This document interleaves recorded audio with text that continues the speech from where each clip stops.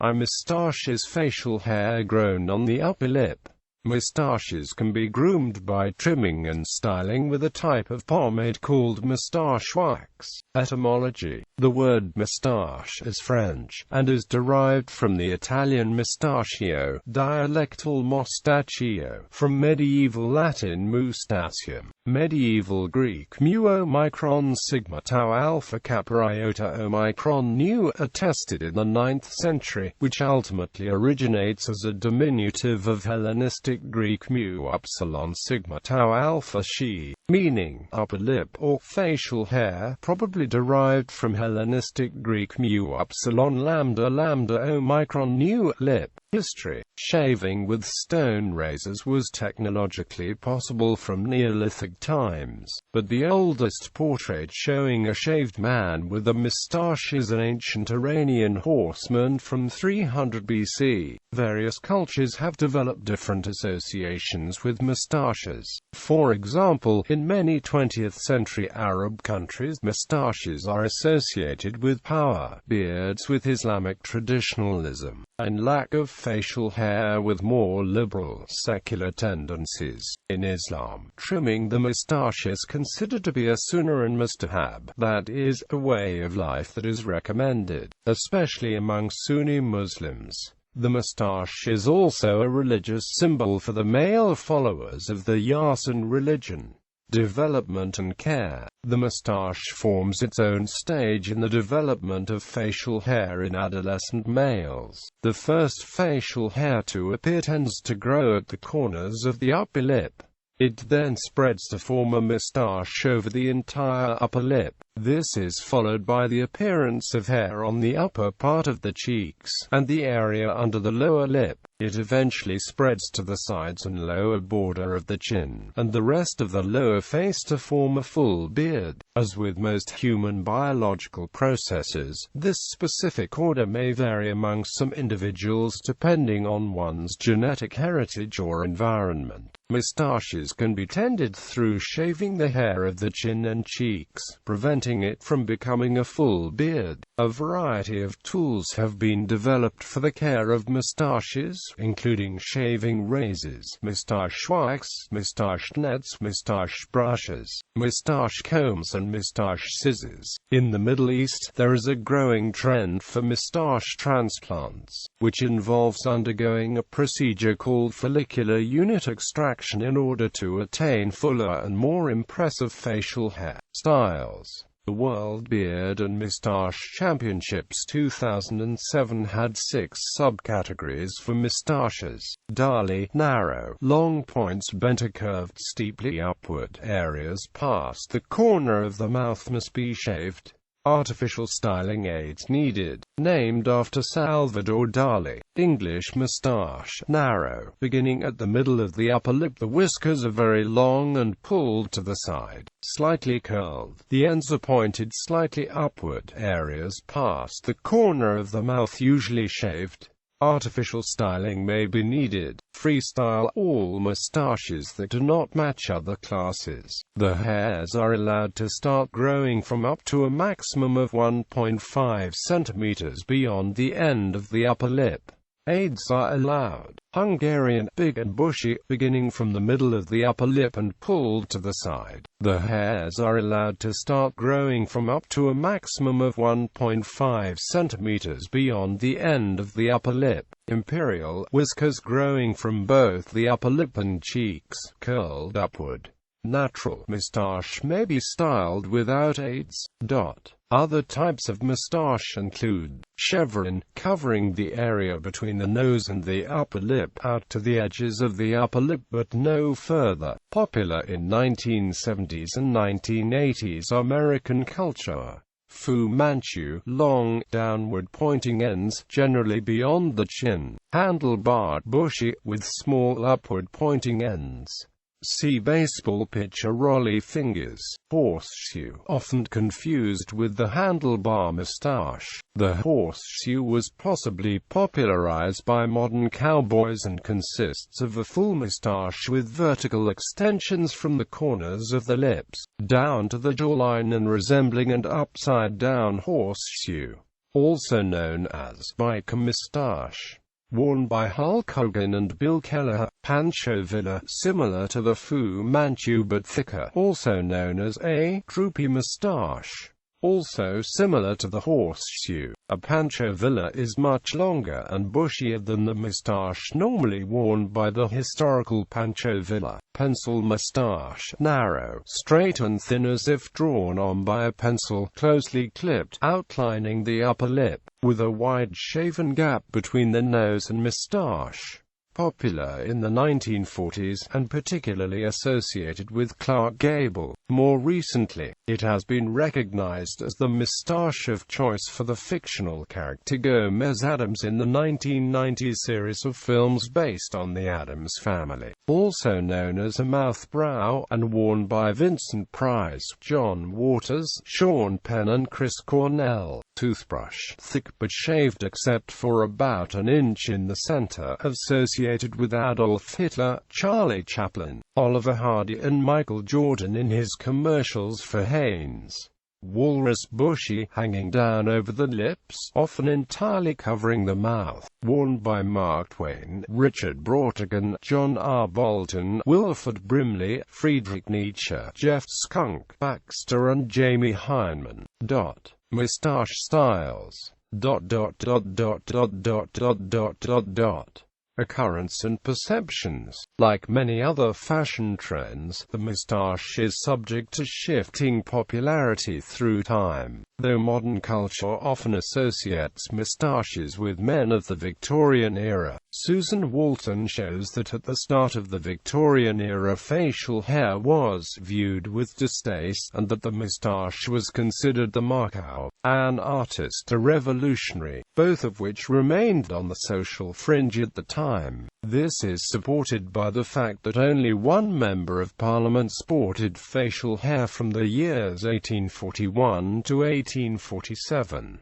However, by the 1860s, this changes and moustaches become wildly popular even among distinguished men, but by the end of the century facial hair became passé once more, though one cannot be entirely sure as to the cause of such changes. Walton speculates that the rise of the facial hair trend was due largely in part because the impending war against Russia, and the belief that moustaches and beards projected a more manly image, which was brought about by the so-called rebranding of the British military and the rehabilitation of military virtues. Moustaches became a defining trait of the British soldier, as even late as 1908 no enlisted soldier was permitted to shave his upper lip. However, the next generation of men perceived facial hair, such as moustaches, to be an outdated emblem of masculinity, and therefore there was a dramatic decline in the moustache trend, and a clean-shaven face became the mark of a modern man. Marriage. According to a study performed by Nigel Barber, results have shown a strong correlation between a good marriage market for women and an increased number of moustaches worn by the male population. By comparing the number of males pictured in Illustrated London News sporting a moustache against the ratio of single women to single men, the similar trends in the two over the years would suggest that these two factors are correlated. Barber suggests that this correlation may be due to the fact that men with moustaches are perceived to be more attractive, industrious, creative, masculine, dominant and mature by both men and women, as supported by the research conducted by Hellstrom and Heckel. Barber suggests that these perceived traits would influence a woman's choice of husband, as they would suggest a high reproductive and biological qualities, and a capacity to invest in children. So when males must compete heavily for marriage, they are more likely to grow a moustache in an attempt to project these qualities. This theory is also supported by the correlation between beard fashion and women wearing long dresses, as shown by Robinson's study, which then relates to the correlation between dress fashion and the marriage market, as shown in Barber's 1999 study. Illegitimacy ratio. Barber's studies also show that when the illegitimacy ratio, that is, the ratio of illegitimate births in comparison to the number of total births, is high, the number of moustaches within the population drops. This negative correlation between moustaches and the illegitimacy ratio would suggest that the illegitimacy ratio may also be a factor in the moustache trend within the population. Barber suggested that as facial expressions are heavily reliant on the mouth, being clean-shaven may give the impression that one's expressions are more readable and therefore more trustworthy. Therefore, those with no facial hair are perceived as being more trustworthy, which in a time where men outnumber available women, women tend to look for men who appear trustworthy. Age perception. The moustache and other forms of facial hair are globally understood to be signs of the post-pubescent male. However, those with moustaches are perceived to be older than those who are clean-shaven of the same age. This was determined by manipulating a photo of 6 male subjects with varying levels of baldness to have moustaches and beards, and then asking undergraduate college students to rate both the photos of the men with facial hair and without facial hair in terms of social maturity, aggression, age, appeasement, and attractiveness. Regardless of how bald the subject was, the results found in relation to the perception of moustaches remained constant. Although males with facial hair were perceived, in general, to be older than the same subject pictured without facial hair, the moustached subjects were also perceived to be far less socially mature. The decreased perception of social maturity of the moustached men may partially be due to the increase in the perception of aggression in the moustached men, as aggression is incompatible with social maturity. Workplace. In a study performed by J.A. Reed and E.M. Blanc, persons in management positions were shown to perceive, and therefore be more likely to hire, men with facial hair, although men with beards overall scored better than men with only moustaches. The moustached men scored much higher than those men who were clean-shaven. In this experiment, 228 persons, both male and female, who held management positions that made hiring decisions, were shown inked sketches of 6 male job applicants. The men in these ink sketches ranged from clean-shaven to moustached to bearded.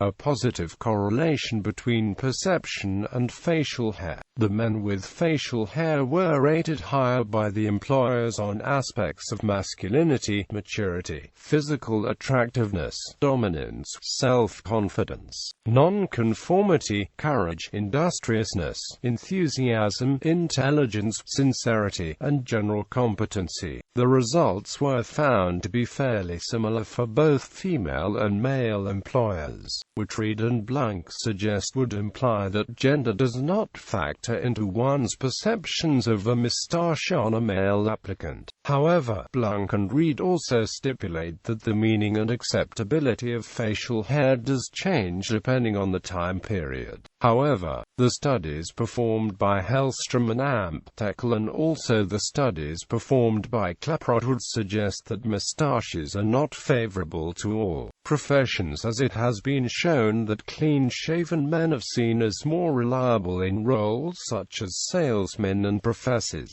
Other studies have suggested that acceptability of facial hair may vary depending on culture and location, as in a study conducted in Brazil. Clean-shaven men were preferred by personnel managers over applicants who were bearded, goateed, or moustached. Black men tend to have a higher percentage wearing a moustache than white men. A far greater percentage of African American males than white males wear moustaches today and have always worn moustaches. Cultures. In Western culture, it has been shown that women dislike men who displayed a visible moustache moustache or beard, but preferred men who had a visible hint of a beard such as stubble over those who were clean-shaven. This supports the idea that in Western cultures females prefer men who have the capability to cultivate facial hair, such as a moustache, but choose not to. However, some researchers have suggested that it is possible that in ecologies in which physical aggressiveness is more adaptive than cooperation, bearded males might be preferred by women. However, varying opinion on moustaches is not reserved to international cultural differences, as even within the US there have been discrepancies observed on female preference of male facial hair, as Friedman's study suggested that women studying at the University of Chicago preferred men with facial hair, because they perceived them to be more masculine, sophisticated and mature than clean-shaven men. Similarly, a study performed by Kenny and Fletcher at Memphis State University, which is largely a commuter school and usually is regarded as more conventional than the University of Chicago, suggested that men with facial hair such as moustaches and beards were perceived as stronger and more masculine by female students. However, the study performed by Feynman and Gill would suggest that this reaction to facial hair is not nationwide, as women studying in the state of Wyoming showed a marked preference for clean-shaven men over men with facial hair. Some accredit this difference to the difference between region, rurality, and political and social conservatism between the various studies.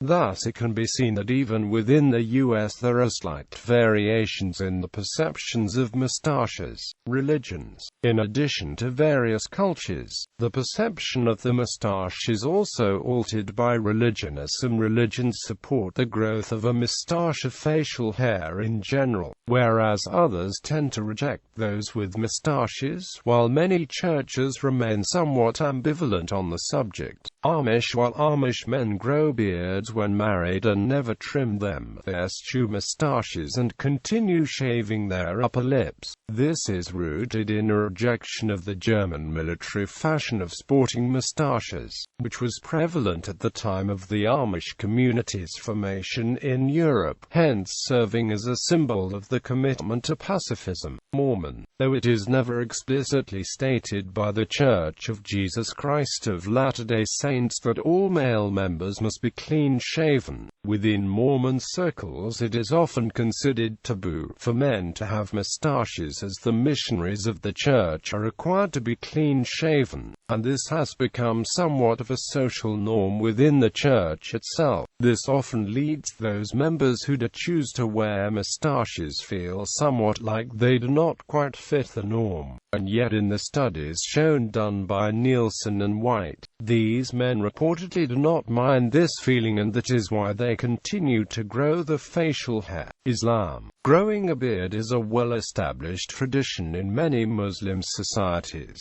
even though facial grooming is never specifically addressed within the Quran, although it is mentioned in detail in the Hadith. This tradition of keeping a beard can often be traced back to Muhammad, as he did not completely shave his beard, and so many of his followers also choose to grow facial hair out of respect. Moreover, Muhammad advised that men must grow beards, and as to moustaches, cut the taller hairs as to not let them cover the upper lips. Notable moustaches. Individuals. The longest moustache measures 4.29 meters and belongs to Ram Singh Chauhan of India. It was measured on the set of Losho DEI record in Rome, Italy, on the 4th of March 2010. In some cases, the moustache is so prominently identified with a single individual that it could identify him without any further identifying traits, as in the cases of Adolf Hitler and Joseph Stalin. For example, Kaiser Wilhelm II's moustache, grossly exaggerated, featured prominently in triple entente propaganda. In other cases, such as those of Charlie Chaplin and Groucho Marx, the moustache in question was artificial for most of the wearer's life. In art, entertainment, and media, alias Moustache was the alias name of a French comic actor, François-Alexandre Galipides, known for his roles in Paris Blues, How to Steal a Million, and Zorro. Fictional characters' moustaches have long been used by artists to make characters distinctive, as with Charlie Chan, the video game character Mario, Hercule Poirot, or Snidely Whiplash. Sharabi movie from Bollywood had a character Nathulal whose moustache became a legend. Munchen Honta Nathulal J.C. Warner Nahon became one of the most quoted dialogue. At least one fictional moustache has been so notable that a whole style has been named after it, the Fu Manchu moustache. Literature. In 1954, Salvador Dali published a book dedicated solely to his moustache. Visual art. They have also been used to make a social or political point, as with Marcel Duchamp's L.H.O.O.Q., a parody of the Mona Lisa which adds a goatee and moustache. Frida Kahlo's mustachioed self-portraits. In the military, the Rajputana moustache, worn in India, is famous worldwide. In the Indian Army, most senior Rifle Rajputana regiment soldiers have moustaches, and the Rajputana moustache is a symbol of dignity, caste status, and the lion-like fighter spirit of Rajput soldiers. Moustaches are also noted among U.S. Army armor and cavalry soldiers. In sport. In the early 1970s, Major League Baseball players seldom wore facial hair. As detailed in the book Moustache Gang, Oakland Athletics owner Charlie Finley decided to hold a moustache-growing contest within his team. When the A's faced the Cincinnati Reds, whose team rules forbade facial hair, in the 1972 World Series, the series was dubbed by media as the Hairs versus the Squares. The Liverpool sides of the late 1970s to late 1980s were famously notable for numbers of mustachioed players, including Bruce Grobbelaar, Alan Kennedy, Mark Lawrenson, Terry McDermott, David McGarren, Ian Rush, and Graham Souness. For the 2008 Summer Olympics, Croatia men's national water polo team grew moustaches in honor of coach Ratko Rudic. South African rugby union coach Peter de Villiers has a moustache and is derisively known as Peter Senor. In 2008, de Villiers was nicknamed Twaki in a public competition held by the South African Sunday Times newspaper, in reference to a local fictional character with a similar moustache. For the SABC's The Most Amazing Show, during the 2012 London Olympic Games, Chilean supporters painted moustaches on the skin as a sign of support of gymnast Tomás González. A site called bigotialimipico.com was created to allow people create Twitter avatars and Facebook images with moustaches in support of Tomás González. NHL player George Parros is well known for his moustache, of which fans can buy replicas of at the team store, with proceeds going to charity. Parros also has a line of apparel called Stash Gear that benefits the Garth Brooks Teammates for Kids Foundation. Gallery